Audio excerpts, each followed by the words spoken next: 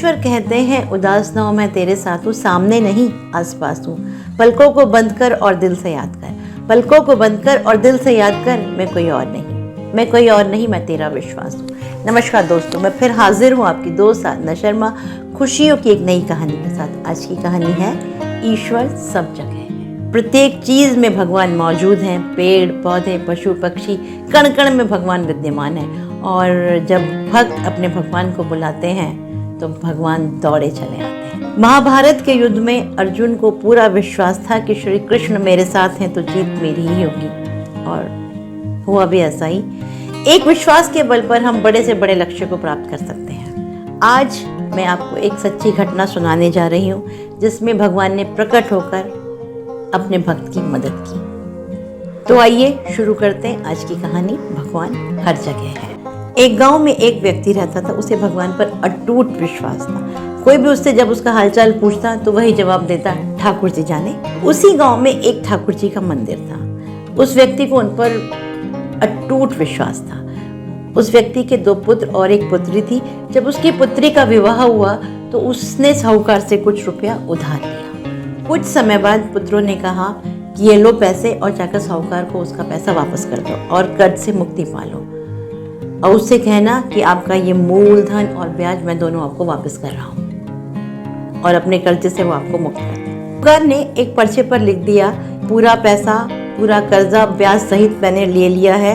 साहूकार ने पूछा, क्या तुम जानते हो कि मैंने इस पर्चे के ऊपर क्या लिखा? उस आदमी ने कहा, मैं तो अनपढ़ हूँ, इसमें क्या लिखा है? ठाकुर जी जाने। साहूकार समझ गया कि ये व्यक्ति अनपढ़ है और उसके मन में लोभ आ गया। साहूकार ने कहा कि मुझे बहुत प्यास लगी है, जरा अंदर जाकर मेरे लिए एक गिलास पानी तो लाना। इसी बीच साहूकार ने एक दूसरी पर्ची तैयार कर ली। उस पर लिखा था, मेरा कर्जा अभी बाकी है। व्यक्ति आया और पर्ची लेकर वापस चला गया। और कुछ दिन बाद साहूकार उसके घर अपने कर्जे के पैसे वापस लेने पहुंच गया। उस व्यक्ति ने कहा, मैंने तो आपका पूरा पैसा ब्याज सहित वापस कर दिया था, ये तो बहुत गलत बात है।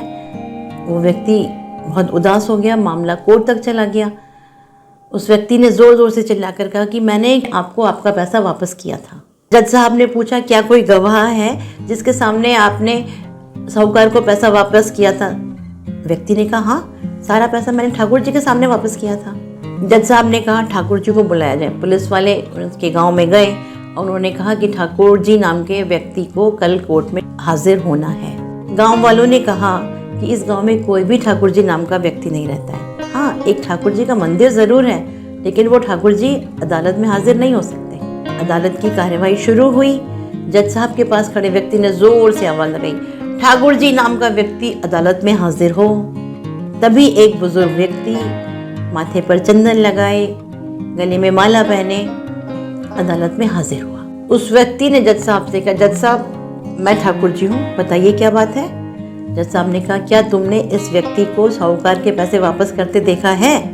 तब ठाकुर जी ने कहा, हाँ जज साहब, मेरे सामने इस व्यक्ति ने पूरा पैसा ब्याज सहित वापस किया था साहूकार को।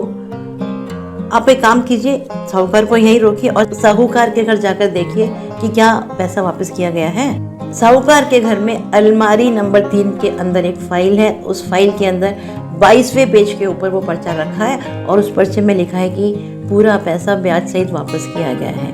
और यह कहकर ठाकुर जी चले गए। सिपाही वापस आया तो जज साहब ने देखा कि उस पर्चे के ऊपर लिखा था कि पूरा पैसा ब्याज सहित वापस किया गया है। जज साहब ने कहा कि ठाकुर जी कहाँ हैं, उनको दोबारा अदालत में बुलाया जाए। अगले दिन जज साहब उस व्यक्ति के गांव गए। ठाकुर जी को पूरे गांव में ढूंढा गया। लोगों ने कहा कि वो व्यक्ति इस गांव का था ही नहीं।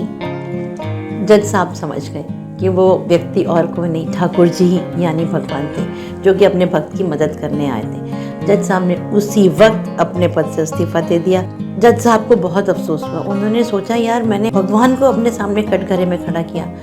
अब जज साहब किसी भी मंदिर में जाकर बैठते नहीं है। जज साहब कहते हैं कि मैंने भगवान को अपने सामने कटघरे में खड़ा किया था, अब मैं कैसे बैठ सकता हूँ? अब ठाकुर जी के सामने कैसे बैठ सकता हूँ? जज साहब की तो विचारधारा ही बदल गई। एक सच्ची कहानी, ये सच बात है दोस्तों। अगर आप भगवान को दिल से याद करेंगे, पूरी शिद्दत से याद करेंगे, वो आपकी मदद ज़रूर करेंगे। आप भले ही किसी भी धर्म के हो, आप हिंदू हो, मुस्लिम हो, सिख हो, हम सबके भगवान अलग हैं, लेकिन है तो परमात्मा एक ही। मैं आपको यह नहीं कहती कि आप मंदिर जाओ, मस्जिद जाओ, बड़े बड़े यज्ञों का अनुष्ठान करो, पूजा पाठ करो, बड़े बड़े यज्ञ करो।